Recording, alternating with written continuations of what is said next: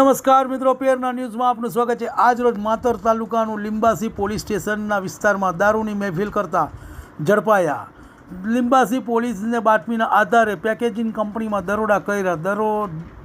ધોળકાના લોકો સમર્થ પેકેજિંગમાં દારૂની મહેફિલ માનવા બેઠા હતા।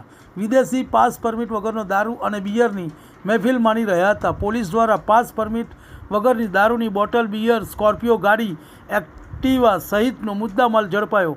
પોલીસે 5,87,100 રૂપિયાનો મુદ્દામાલ જપ્ત કરી કાર્યવાહી હાથ ધરી હતી। પોલીસે 2024 પોહિબ એક્ટ કલમ 85, 66A, B, 65A, 83, 75A, 81 મુજબ ગુનો દાખલ કરી કાર્યવાહી હાથ ધરી હતી। પણ વારંવાર ગુજરાતમાં દારૂ પકડાઈ રહ્યો છે ત્યારે જોવાનું રહ્યું કે દારૂ વેચાણ કરવાને પોલીસ પકડશે કે નહીં તે લોકચર્ચામાં ચાલી રહ્યું છે।